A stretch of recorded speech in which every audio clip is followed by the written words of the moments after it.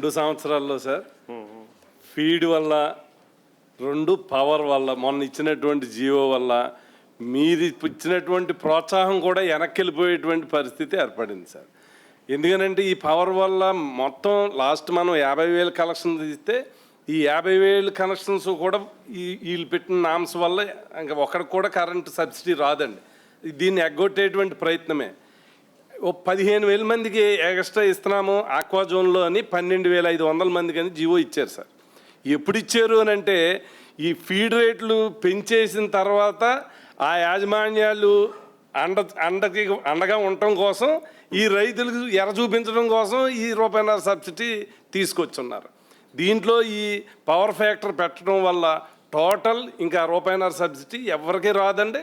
ఇప్పటికే ఓవర్లోడ్ తోటి బిల్లులో రాకపోయినా ఓవర్లోడ్ తోటి పాటు కరెంటుకు వచ్చేటువంటి కరెంట్ ఛార్జీలు కాకుండా అడిషనల్గా అందరికీ వచ్చేస్తున్నాయి. ఇది మేజర్ బర్డెన్ అండి ఆక్వా రైతుకి. రెండోది ఇప్పుడు ఫీడ్ అండి. ఇదేమో ఒకసారి పెంచితే అందముందండి. 4 రూపాయలు అంటే సరే ఏదో కదా అనుకున్నారు. ఇప్పుడు 8 రూపాయలు చెప్పి 10 రూపాయలు పెంచారండి.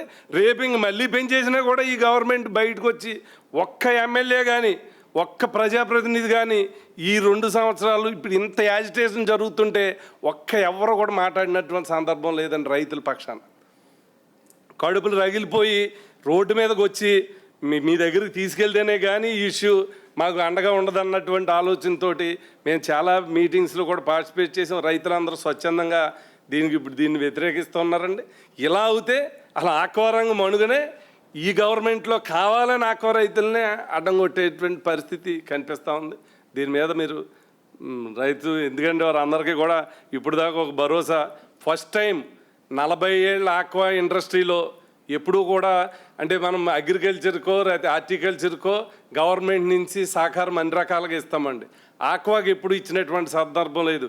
ఫస్ట్ అడుగు, తొలి అడుగు మీ ద్వారానే. ఒక పక్క రూపాయన్నర కరెంటు సబ్సిడీ ఇచ్చిన, రెండో పక్క అప్సడా చట్టాన్ని తీసుకొచ్చి ఇటు ఫీడు, సీడు, మార్కెటింగ్లో మనం మీరు వేసినటువంటి తొలి అడుగు ఈరోజు ఆక్వాకల్చర్ కనీసం నిలబడిందండి.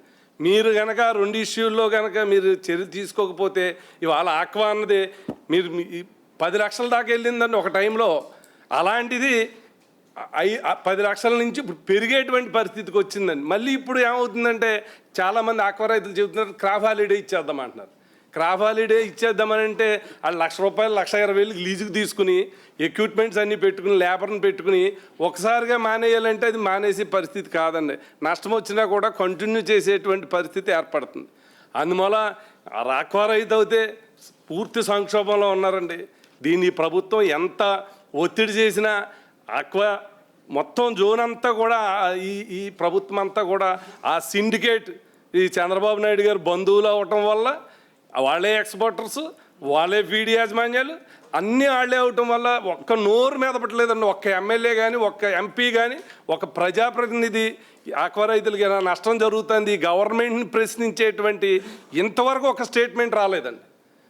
మనం ప్రతి నెల అప్సడా మీటింగ్ వేయమని ఎవరు మీరు? ఈ గవర్నమెంట్ వచ్చిన తర్వాత అప్సడా మీటింగే జరగలేదు. మొక్కుబడిగా మనం ఓఎస్టీ చేత అప్సడా మీటింగ్ జరిగించేటువంటి పరిస్థితి వచ్చిందండి. ఇది పరిస్థితి ఆక్వా రంగంలో.